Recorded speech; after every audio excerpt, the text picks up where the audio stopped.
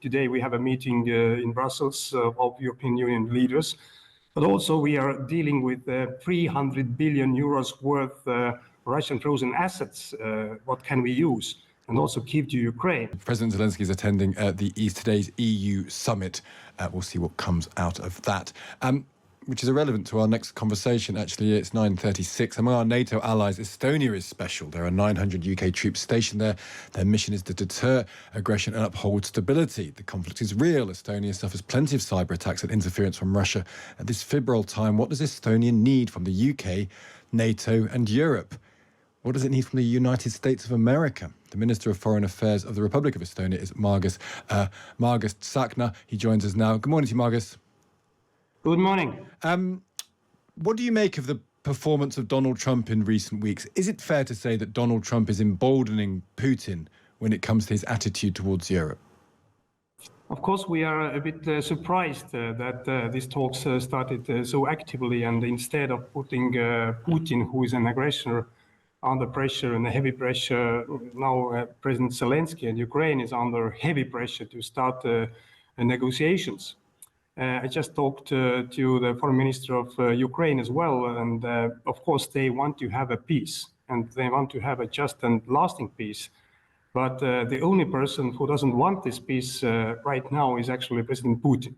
And from Estonian perspective as well, we are not witnessing the situation only as a peace in Ukraine, but Putin has told already since 2007 from the Munich Security Conference what actually are the reasons he started aggressions in Europe. I remind you as well that the first invasion took place in 2008 in Georgia, and we didn't respond. 2014, actually, the war in Ukraine started. We had some kind of Minsk agreements, but Putin has continued the brutal war now since like 3 years. And the root causes he's talking about, he wants to eliminate, is not only about some territories in Ukraine, but it's about destroying Ukraine. It's about moving the NATO umbrella to the position 1997. It means that Finland, Sweden, Estonia, Latvia, Lithuania, Poland, Romania, and some other countries will be out from the NATO umbrella, Article 5.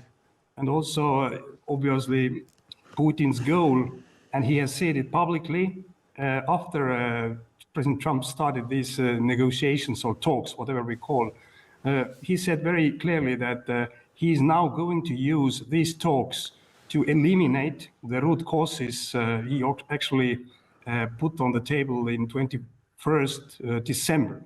So we are not only talking about right now about peace in Ukraine, but we are talking about much larger scale Putin's interests.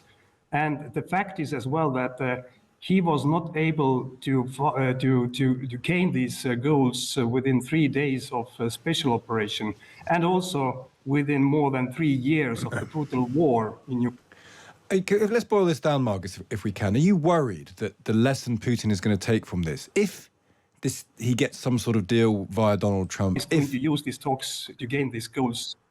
Yeah. Are you worried that what might happen here, Margus, is that the lesson he might learn from this is that he can invade another country with impunity? Are you worried for the fate of Estonia? If Putin comes out of this with some land in Ukraine, a deal with America in some form or another, are you worried about what he might think about a country like yours? Exactly, and not only about a country like us, but NATO as an organization which is able to react and using the Article 5. So we don't trust Putin, and this is not only about Estonians. We need to understand that Putin is not keeping his word. He's just gaining some more space. He can say very clearly that if he have any kind of like good deal from his side, that actually he can have the next steps about aggressions in Ukraine, or as well maybe testing the NATO.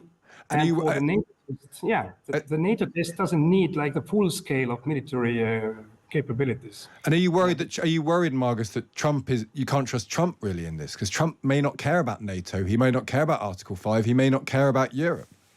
No, I think that Trump is actually caring, and US is caring about NATO and Article 5 and also us, but it can be the consequences what is coming in, because Trump is now under great pressure, the only person who is under great pressure to find a very quick peace, whatever it costs, because he has promised it before the elections and also right now. So what Europe is doing right now is actually collecting funds, collecting resources to fund Ukraine on military level as well financially. Today we have a meeting in Brussels of European Union leaders, but also we are dealing with 300 billion euros worth Russian frozen assets. What can we use and also give to Ukraine?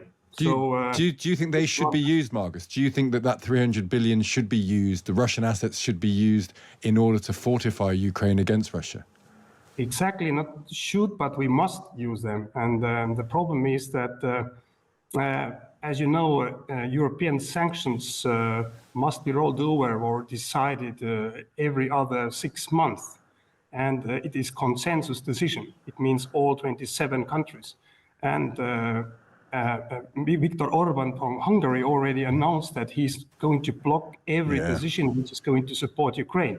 So it means that in July, there can be a situation that the European Union is not able to continue the sanctions and also freeze the frozen assets. And instead of supporting more Ukraine and putting Putin under pressure, we are giving 300 billion euros worth money, the central bank money to Putin actually as a reward or something like this. So to go back I see the change as well. I see the change as well amongst different country leaders that they cannot explain that to their own people that why we do it, and also at the same time we're using our own taxpayers' money to support Ukraine. Yeah, and that's what Donald Trump has actually said once or twice before as well. Margus, really interesting thoughts from you this morning. Thank you so much for joining us. Thank you. That's Margus Tsahkna there. He's the Foreign Minister of the Republic of Estonia. It's heading towards 9:45. The Times political editor Stephen Swinford joins us on the line now. Good morning, Steve. Good morning. You will have been listening to some of that. We've had a couple of voices on the programme today, including the former director of the CIA, who called what Donald Trump has done, turning off intelligence to Ukraine, extortion. What is the UK's position now? We know that the Defence Secretary's in Washington speaking to the US Defence Secretary. What's Number 10 saying this morning? So talking to people in government, they are optimistic. They think that Trump is going to get around the table and they think he's likely to lift both this intelligence embargo